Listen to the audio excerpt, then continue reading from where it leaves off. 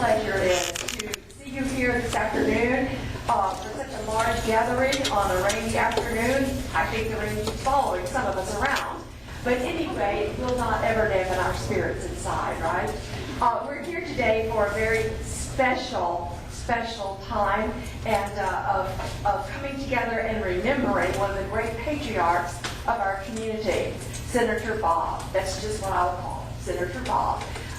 And this afternoon, it is such an honor to have all of you here and such a large group that came to remember him and the many accomplishments which really are amazing. And those will be read to you a little bit, so I won't talk about those right now. But first, if you would bow your heads, please, in a moment of silence.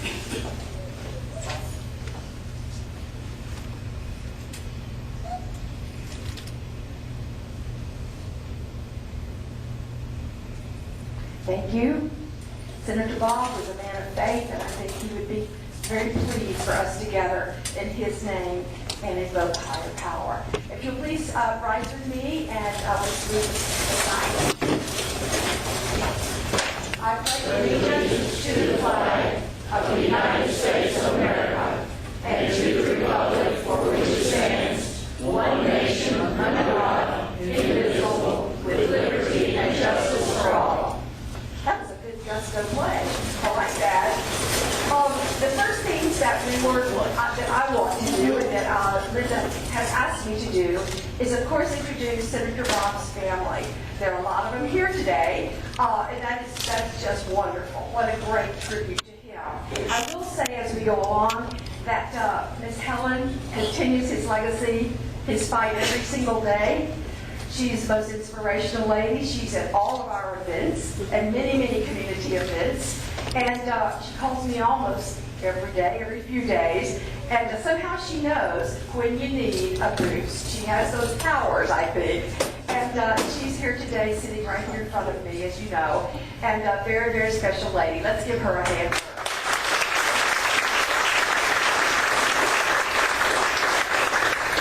And then secondly, may I introduce Bob Carpenter Jr. to come to the mic. He's going to introduce his family members to you today so that you will be able to know them and shake their hands and tell them what a great man and what a great contribution he was to our community. Thank you, Carl. It's just a real privilege to be here today, and on behalf of the family, I want to thank all of you for coming. I also want to thank the commissioners and the Republican Party and everyone that was involved in this dedication and making it happen. And I think Linda and Carla have put a lot of work into this, and thank them as well.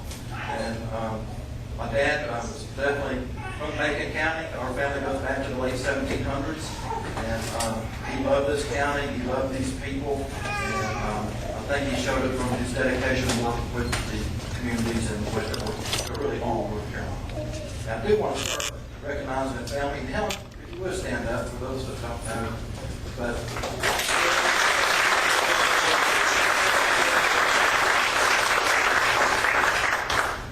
they were not only partners in marriage, but they were also strong partners in the political life that they had together. And I guess that spanned over 16 years in Raleigh, so thank you for that. And she has her daughters here today, Becky, and her husband, Danny.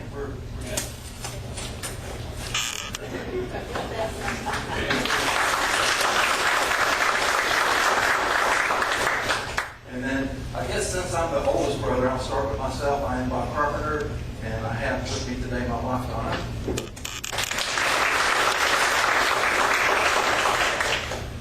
Have with me my oldest son of 3 sons, and just so happens the name of this building is his name also, Robert C. Carpenter. Both of you stand up and introduce your family to us. I am the other Robert C. Carpenter. Just like to joke that anytime I introduce myself, introduce me, it was always Robert C. Carpenter. It wasn't the name I could go by, which is Bo. And so please call me Bo if you talk afterwards. I'm here with my 4-year-old daughter, Millie. Can't the noise. That's place. My wife, Megan, and our little 10-week-old baby, Tyler.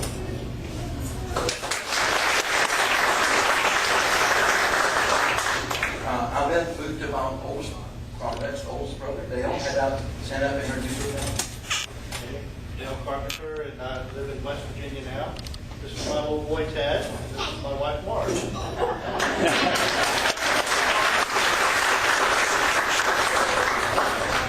Dale presently living in Charleston, West Virginia. Actually, Hurricane, but works in Charleston, West Virginia. And Bo is in Nashville. And Tom, that's your next in line, so you would tell us a little about your family. How many child, by the way, this picture? My son's John. My wife Jeannie is in Atlanta right now. She's in Texas mom. And my daughter Tiffany is in Seattle right now.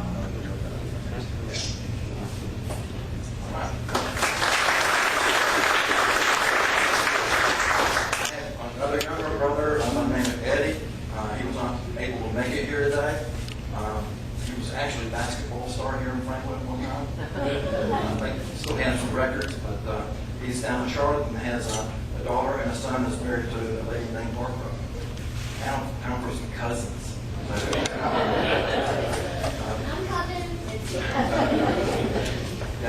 My youngest sister is Tina, and we weren't able to get her here today, but she lives in Waynesville, and she's the youngest, and there's actually 8 of us, and 3 of my older sisters have passed on, and Tina was the youngest.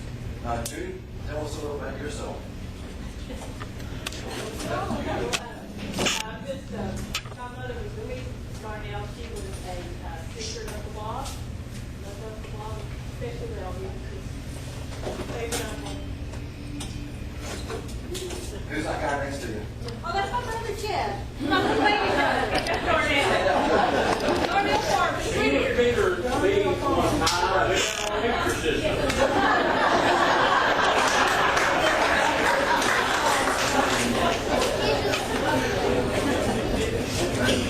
Also have Linda Harrison.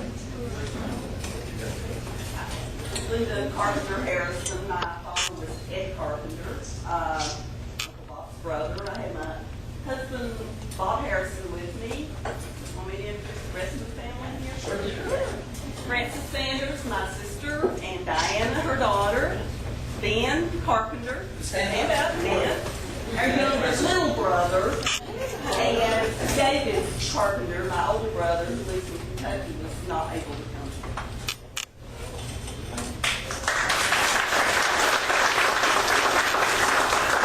I just want to do one special thanks to Robbie. My dad was having some problems. He fell on my ice, and Robbie came out to the house and helped myself, and we got him up and got him in the house. And it was a real difficult moment, and Robbie really helped with that job. I really do appreciate that. So we love you, Dad. Let's see so many faces in here that I recognize, and I know my dad just loves working with every one of you. And again, on behalf of the family, I want to thank you for being here today.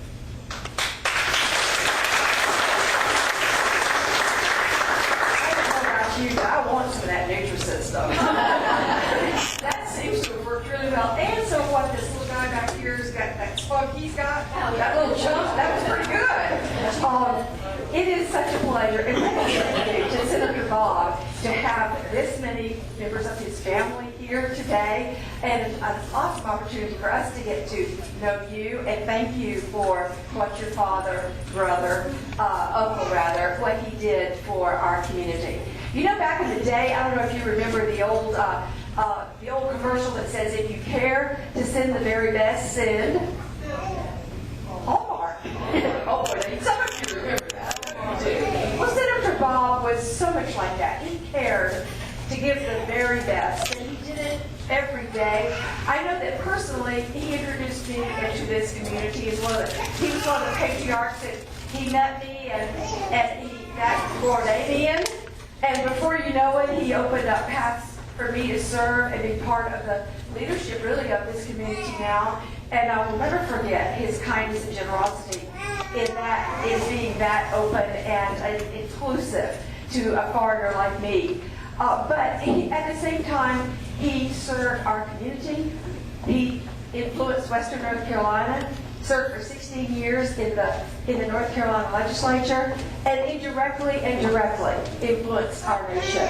And for that, we should all be very grateful. Let me introduce very quickly, if you will hold your applause, please. I'm going to do my very best to introduce all of the special guests, dignitaries, and so forth that are in our audience from Macon County today that have come here for one purpose, and that is to remember Senator Bob and to present a tribute to his name and this building that's named after him. So if you'll bear with me just a moment, and as I read these names, please hold your hand up or signify who you are so that the family will know how many members of this community have come together today. Okay, first of all, I'll start with Vice Mayor Burley Curtis, Linda Harbaugh,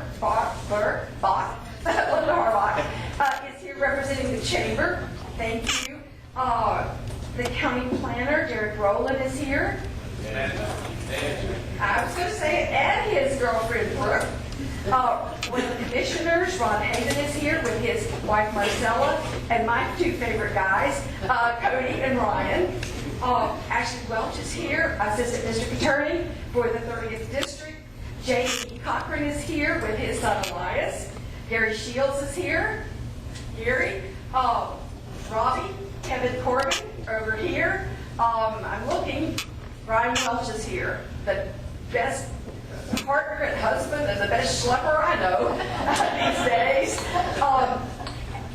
So I'd like to introduce you to some folks that are actually going to say a few words on behalf of Senator Bob, and I'll start that with start with Kenny, our representative for U.S. Congressman. Kenny West is here. Say too many Welches. I'm actually his Chief of Staff. Chief of Staff. Not only is he a representative, Senator Davis, he'll be speaking to you in just a minute. Roger West, Representative Roger West, North Carolina representative. We'll start the comments. I think our constable will go first and talk about a few things about him. If you'll come up and just, I was going to ask you to help Linda hold the resolution there. I'm sorry, I didn't make that clear, did I? As Linda brings the resolution, put your hands in front of everybody, Robbie.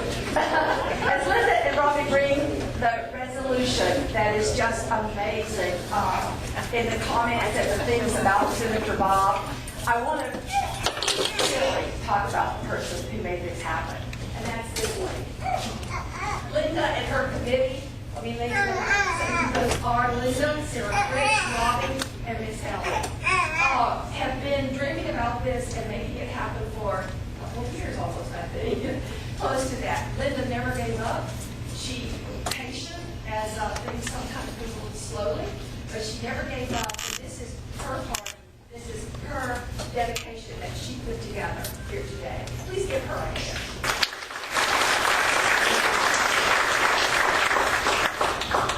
Thank you, Carl. You're better MC than I could be, so I'm delighted to have you to take charge here. We want to read. Take it out.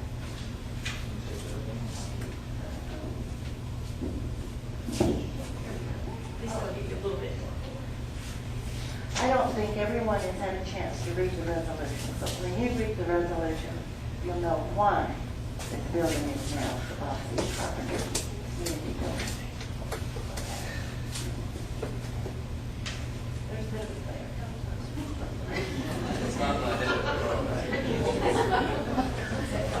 Resolution to memorialize the life of Robert C. Carpenter and to name the Macon County Community Facilities Building for him. That whereas, I love resolutions, that whereas Macon County, North Carolina citizen Robert C. Carpenter did live a very productive and full life from June the 18th, 1924 to August 6, 2011. And whereas Robert C. Carpenter did use his life to set an extraordinary personal example of service to others in his community, and whereas during his life Robert C. Carpenter did serve many others in his community in numerous different ways and thereby set a tremendous example for those coming behind him. And Whereas the following are but some of the various ways that Robert C. Carpenter used his life to serve others in his community.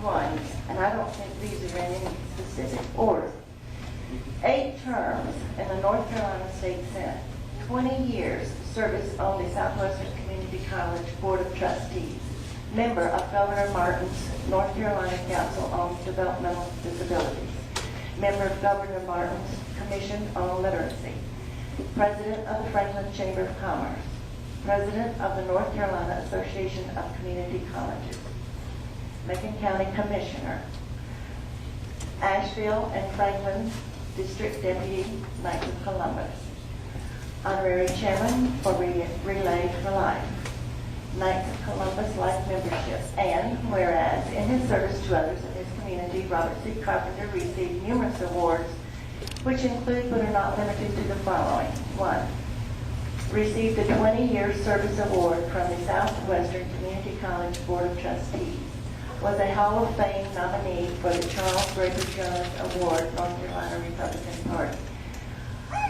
received the Boyd Elliott Memorial Award for service to the North Carolina horse industry, received the Outstanding Membership Milestone Award, Kokomo Junior Chamber of Commerce, received the Order of Longleaf Pine Award by Governor Martin, received the Certificate of Appreciation from the Public Policy Institute of Western Carolina University, received the Optimist International Youth Club Building Award, received the American Legion Outstanding Service Award, received the North Carolina Cancer Control Plan Leadership Award, received the Franklin Little League Award, received the C. Odell Tyndall Award from North Carolina Rehabilitation Association, received the Coach of the Year Award, received the Tri-County Community College Achievement Award, received the National Resource Legislative Award, received the North Carolina Council of Community Mental Health Leadership Award,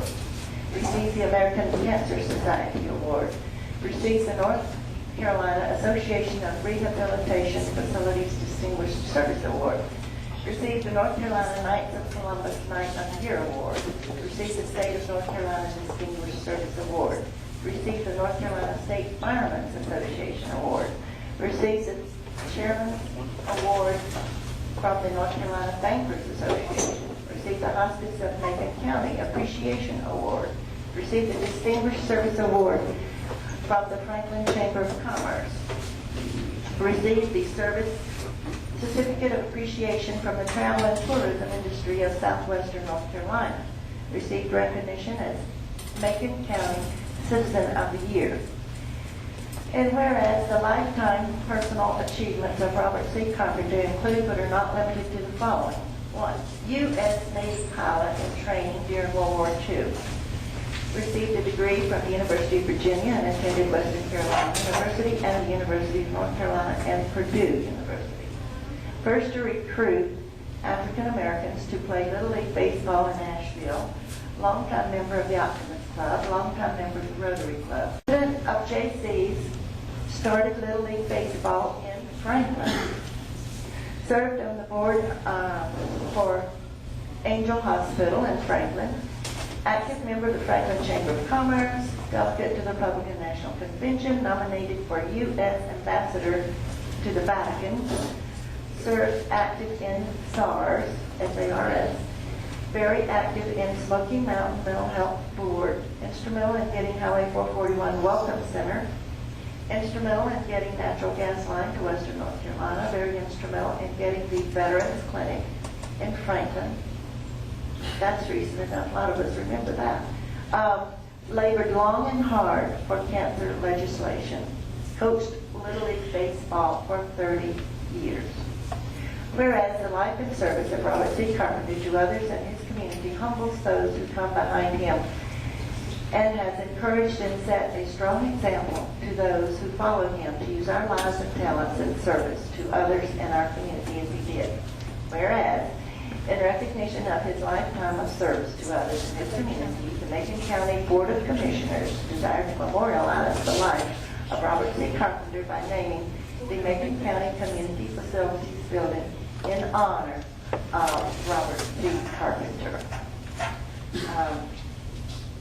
And now, therefore, upon motion of Commissioner Haven, seconded by Commissioner Tate, and approved, be it therefore resolved that the Macon County Community Facilities Building located at 1288 Georgia Road, Franklin, North Carolina, shall be and is hereby named the Robert C. Carpenter Community Facilities Building to memorialize and honor the life of Robert C. Carpenter for his lifelong service to others in his community. This is signed, Kevin Porter, Chairman of the Commissioners of Macon County.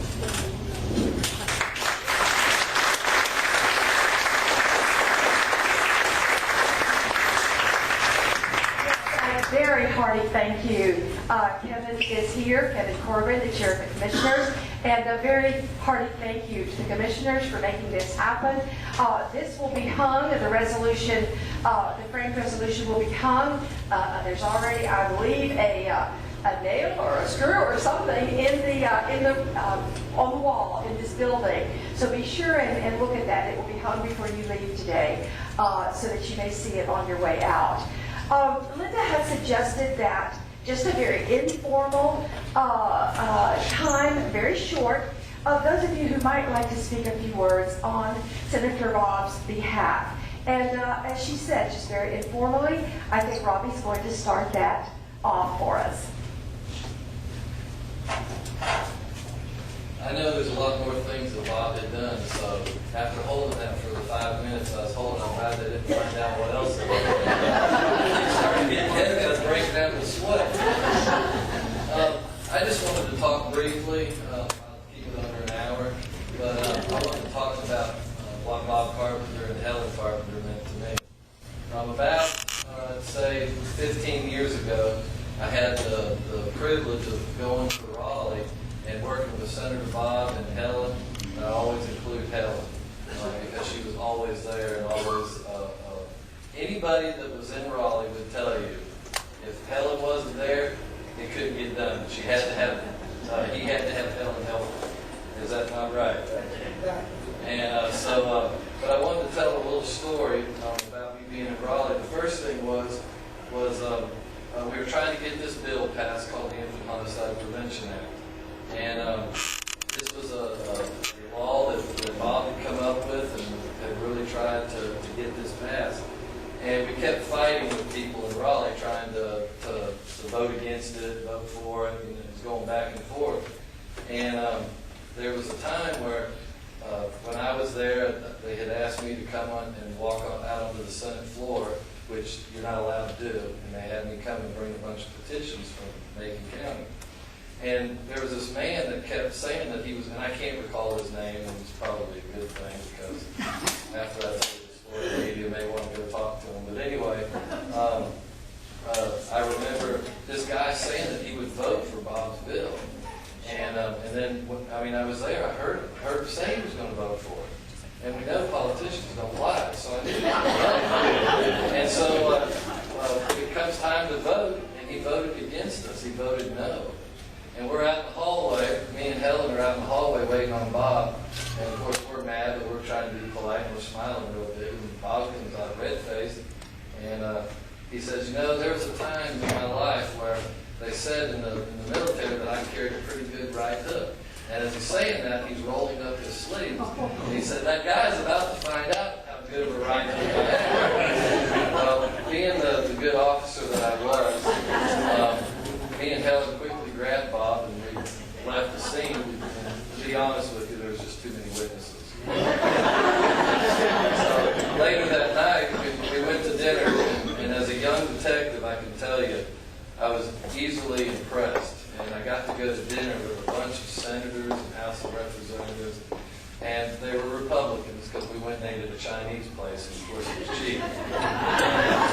So we were in a room of about 50, and I'm telling you, I was really impressed to be this young cop from Franklin, North Carolina, to be in this room with all these important dignitaries. And Helen was the queen. Everybody loved Helen. Everybody loves Helen. And I got to be involved in so many different things. And one of the things that Bob Carpenter taught me from the very beginning was that you have to reach across party lines. you have to be able to work for the people and work with whoever you need to work with to get the job done. Secondly, it was during that time, as I said, I was a detective, but when we were at this dinner, it was when the first person that ever called me sheriff was Bob Carpenter. And we were in this restaurant, this Chinese restaurant, and Bob Carpenter introduced me as the next sheriff of Macon County. And I was proud for him to do that, and it scared me to death because at that time I had no intentions of ever running for sheriff. And at that time I worked for the sheriff, and at that time the sheriff hadn't even planned on retiring. As a deputy sheriff, the last thing you want to have happen is to have one of your deputies run against you and be saying they're going to run for sheriff. And so I quickly called Homer, our sheriff, to tell him, listen, Bob Carpenter just called me the sheriff, and I want you to know I don't plan on running again. And needless to say, Bob's also the one that sat me down and talked with me for a long time, for a couple of years about the opportunity to run for sheriff. And I owe him a huge amount of gratitude for having enough belief in me, Helen having enough belief in me to be the next sheriff of Macon County. And I'm getting to fill the shoes of a lot of great men, and I appreciate that. As you were talking about earlier, Helen was one of those people that and Bob, that if you're having a bad day, Helen's always the one somehow knows it. And, you know, we have this wonderful thing called freedom of speech, and we have this wonderful thing in our local newspaper called I hate to say it, man, Rants and Raves. And it never fails. When the Rant and Raves comes out, I will get a phone call from Helen, and if I don't answer the phone, she calls my cell phone a lot, and I don't have cell service at my house, but she'll leave this message, and it says, and it's very fast. Hey, this is Helen. I just wanted to let you know how very proud of you I am and that I love you. And I just wanted you to know that, Cliff. And I tell you, those words mean a whole lot to me, Helen. You know I love Bob Carpenter. You know that I love you. And I'm very, very proud to be able to say that Bob Carpenter was my friend. And I'll always remember him. I'll always be thankful to him. And I'll always love him. Thank you.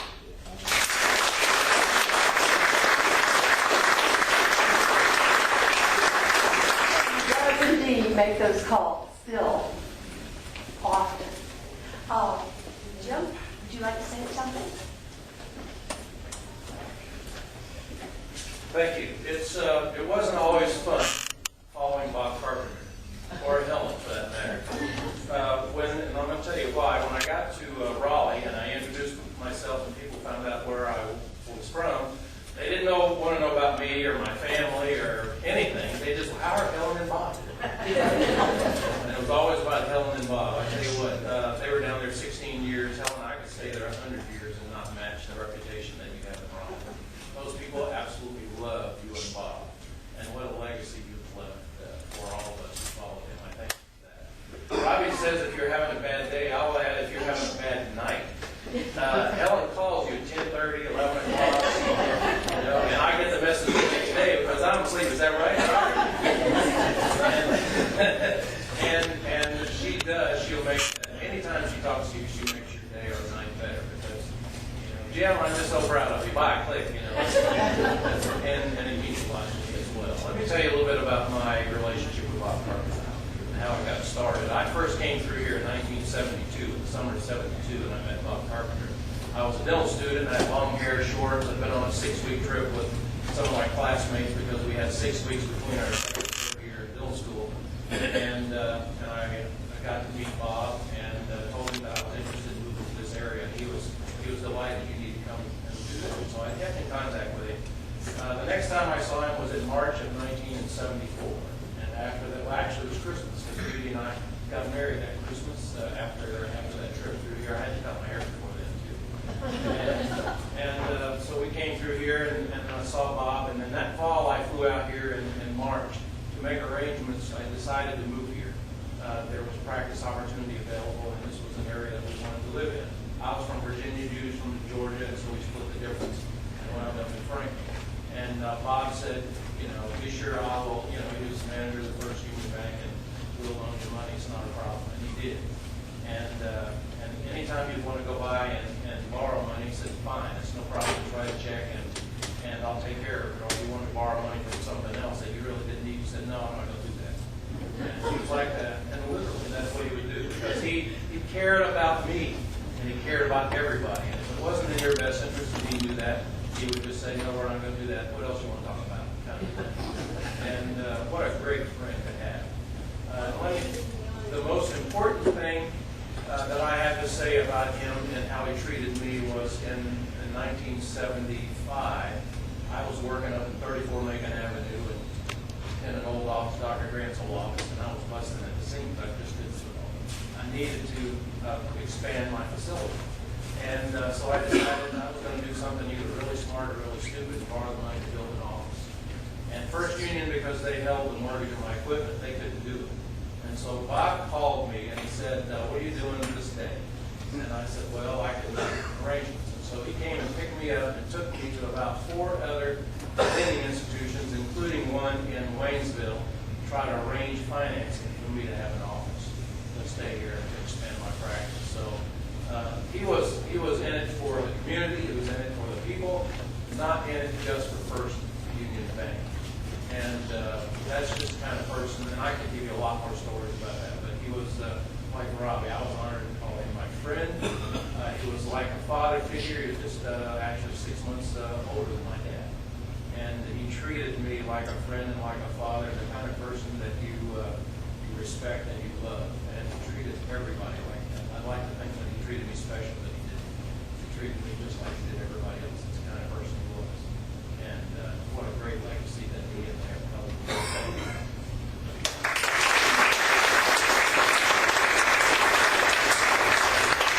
Miss Helen can't call you early. She's at church, right? Just to go to church, and then she gets home and makes her calls. Roger?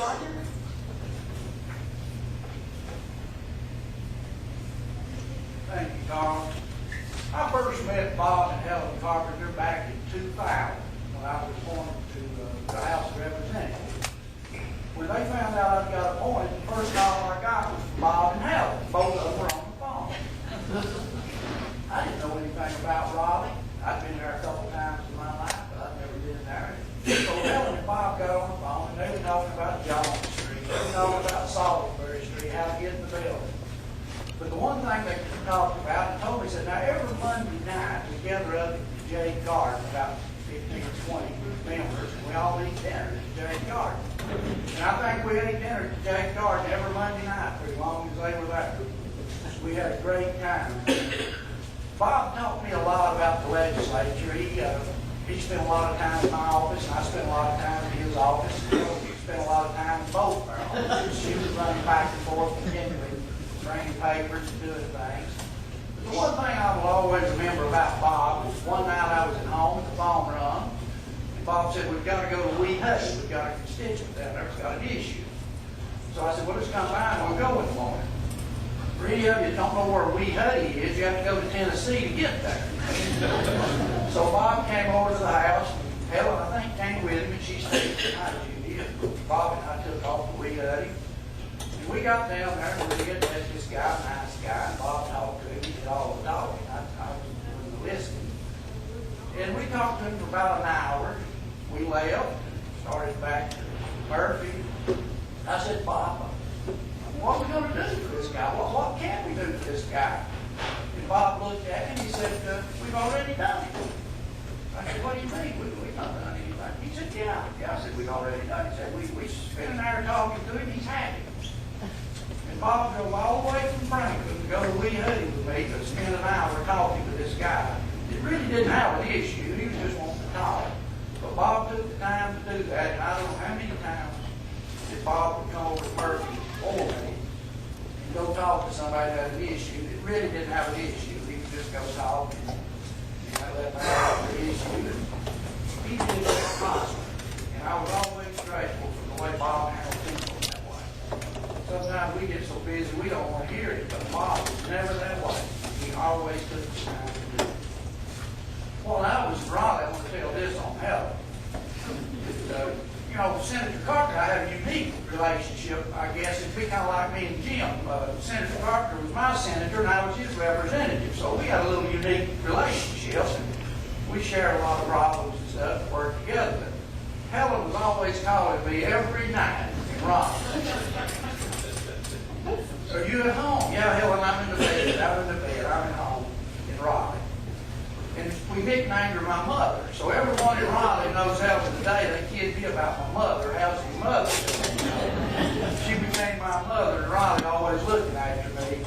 But I just want to say that Bob Carpenter was a great guy. I don't think we'll ever have anyone in Western North Carolina that will ever accomplish the things that Senator Carpenter accomplished in his 16 years in the legislature or throughout his life. He was just a great guy. And I certainly miss Bob, and I know all of you do. I just want to say thank you to the commissioners for what you did. It's a great honor for Bob and his family. It was well deserved. Thank you.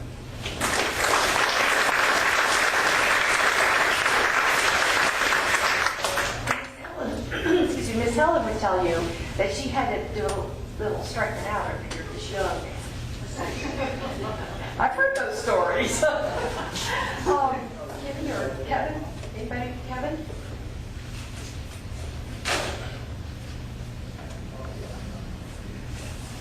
Well, I'll speak today on behalf of the Macon County Board of Commissioners, and my fellow Commissioner Ron Havens with us. Thank the other three are all out of town, but they send their regrets. But what an honor it was, family, to be able to sign the bottom of that document. It was read a while ago, in honor of a great man. I go back with Bob probably longer than anybody else, and maybe some of his family.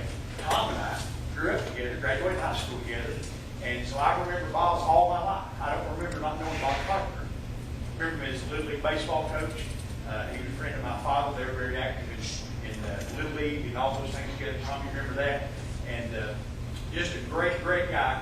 When I graduated from Appalachian State in 1983, that fall there was some talk about politics, and Bob was one of the ones who mentioned to me, he said, "Why don't you run for the school board?" And I said, "What does the school board do?" So he told me. I said, "Bob, I can't win. I'm 22 years old, and I run against an incumbent, been there a long time, football coach, great guy." Bob said, "No, I believe you can do it." He said, "We'll help you. I'll tell you what to do, my wife." So, okay, so I filed, and I won. Well, I served 5 terms on the school board because Bob Carpenter taught me into it, see. 16 years as chairman. Well, I decided in 2006, I'm getting out of politics, okay?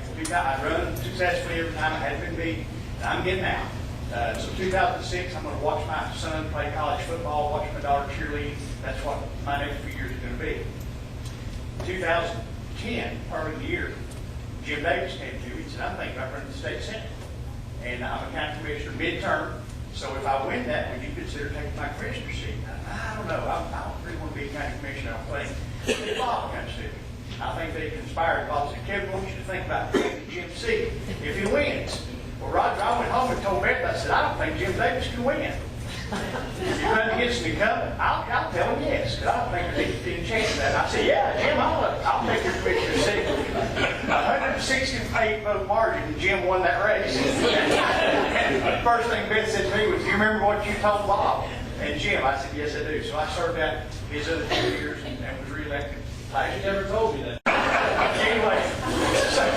Anyway, Bob is such an encourager, and he has been part of my political life, my whole life. Been that guy that stood on the sidelines and encouraged you. And I felt like I wanted to be that to him too. What a great guy. And Bob, what a great family you guys have got. And on behalf of the Macon County Board of Commissioners, it's our privilege and our honor to name this building for Robert C. Carpenter. And I was thinking today, coming out here, that from life comes death. Part of life is death. But in death, there's life. And through Bob's death, we've begun to recognize the life that he sowed, the seed that he sowed, the things that he's done, that we still see here today.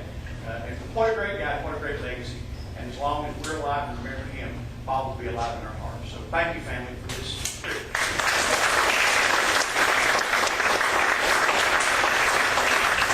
Things we're learning today. I'd like to see that long hair. You didn't know he had no faith, did you?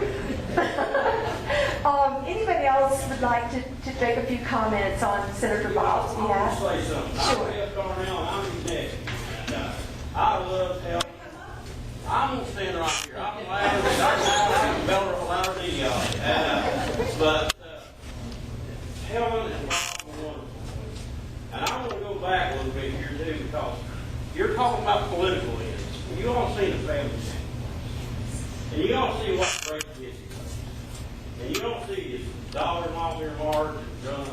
My God, he makes tears in my eyes. I mean, he was forever. Francis, anybody had a problem in the family, he was the first one there. And I just want to let you know, he reminds me of the little Luther that only changed the Republican Party, but he's like Teddy Roosevelt. You see them accomplishments? He had more energy than interchange. You remember that? Oh, yes. And when someone was sick, he was there in the family. Somebody needed him on hanging dog. My God, he was a hanging dog. I didn't know where's this place at, Mr. West? I never heard of that. I got to go there. It was a great place. So just want you to know, I don't know if they're going to stand up and say anything about Mr. Father, but he raised some great kids and great grandkids. And Dale, oh my gosh, Bobby, Eddie, I don't know where he's at. He's a sports anchor. They make me look bad, but I'm saying that. Thank you.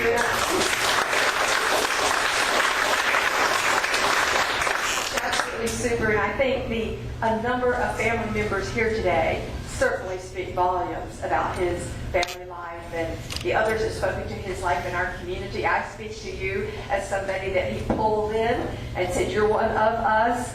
Would anybody else like to make any comments before we dismiss?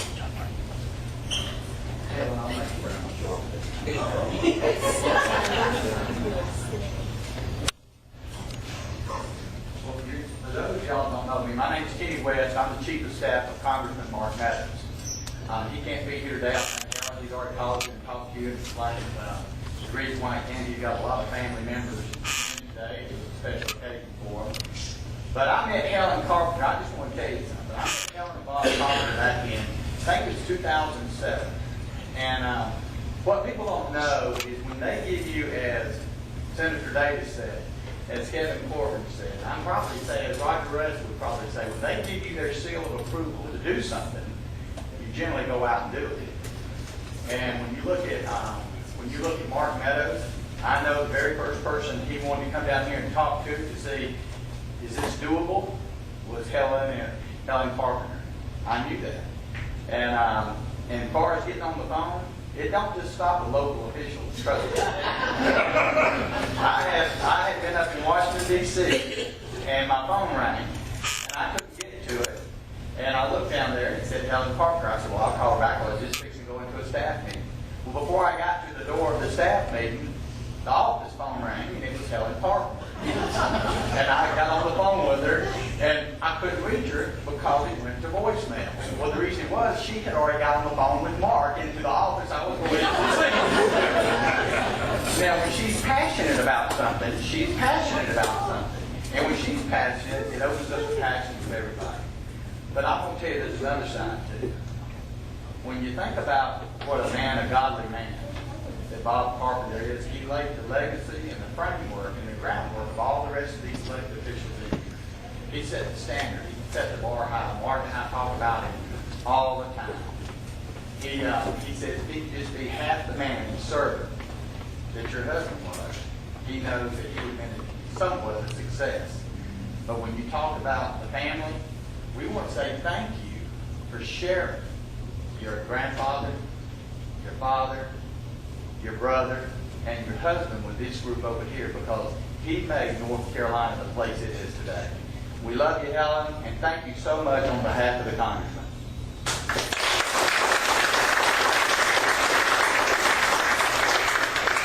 After our county convention last year, Ms. Helen even called my minister and thanked him for being here. And next thing I know, he's telling me, do you know Ms. Helen Carpenter? Yes, I do. Sometimes she'll call up and I'll say, well, I've got an issue here or a problem there. And she said, well, I know that lady in Georgia. I'll take care of that. Or I know this person 2 states away. And she just handles it and gets that person in line, ready to work with us. Anybody else like to speak of some words about Senator Bob?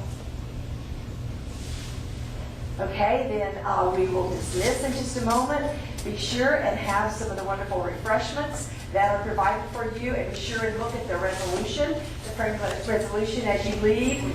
But once again, just thank you so much for coming today.